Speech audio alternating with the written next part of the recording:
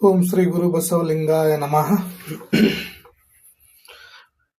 ನಾಡು ಕಂಡಂತ ಶ್ರೇಷ್ಠ ದಾರ್ಶನಿಕರಾದಂಥ ನಡೆದಾಡುವ ಜ್ಞಾನ ಸಂತ ಎಂದೇ ಹೆಸರುವಾಸಿಯಾಗಿರುವಂಥ ನಮ್ಮ ಉತ್ತರ ಕರ್ನಾಟಕದ ಉತ್ತರ ಕನ್ನಡ ನಾಡಿನ ಬಿಜಾಪುರದ ಪರಮ ಪೂಜ್ಯ ಶ್ರೀ ಜ್ಞಾನಯೋಗಿ ಸಿದ್ದೇಶ್ವರ ಶ್ರೀಗಳ ಪಾದಗಳಿಗೆ ನಮಸ್ಕರಿಸಿ ಇವತ್ತು ಅವರ ಶ್ರೀವಾಣಿಯನ್ನು ನಿಮ್ಮ ಮುಂದೆ ತರ್ತಾ ಇದ್ದೇನೆ.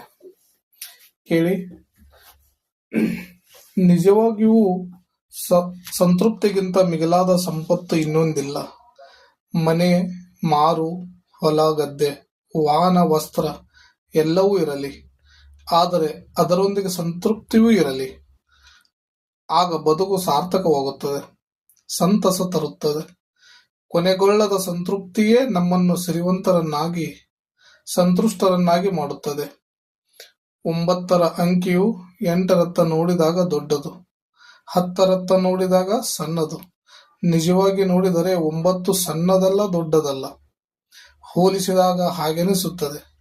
ಹೀಗೆ ಈ ಜಗತ್ತಿನಲ್ಲಿ ಯಾರೂ ಬಡವರಲ್ಲ, ಶ್ರೀಮಂತರಲ್ಲ. ಹೋಲಿಸಿದಾಗ ಹಾಗೆನಿಸುತ್ತದೆ. ಮಾರುಕಟ್ಟೆಗೆ ಹೋಗಿ ಬಂದು ನಮ್ಮ ಮನೆಯಲ್ಲಿ ಇದಿಲ್ಲ ಅದಿಲ್ಲವೆಂದರೆ ಮಾರುಕಟ್ಟೆಯಲ್ಲಿರುವುದೆಲ್ಲ ಮನೆಯಲ್ಲಿ ತಂದಿಡಲಾಗುತ್ತದೆಯೇ? ಹಾಗಾದರೆ ಮನೆಯಾಗಿರುವುದಿಲ್ಲ, ಅದು ಮಾರುಕಟ್ಟೆ ಆಗುತ್ತದೆ. ನಮ್ಮಲ್ಲಿ 100 ಕಾರಿದ್ದರೂ ವೈದ್ಯರು ಆರೋಗ್ಯಕ್ಕೆ ಸೈಕಲ್ ತುಳಿಯಿರೆಂದೇ ತುಳಿಯಲೇಬೇಕಲ್ಲವೇ? ಇದು ಬಡವರ ಸೈಕಲ್, ನಾನೇಕೆ ತುಳಿಯಲೆಂದರೆ ಆರೋಗ್ಯ ಕಳೆದುಕೊಳ್ಳಬೇಕಾಗುತ್ತದೆ. ಇಂದು ಮನೆಯಲ್ಲಿ ಮಾಡಿದ ಅಡುಗೆ ಚೆನ್ನಾಗಿದೆ ಎಂದರೆ ನಾಳೆ ಅದಕ್ಕಿಂತಲೂ ಚೆನ್ನಾಗಿ ಮಸ್ತಾಗಿ ಮಾಡುತ್ತಾರೆ.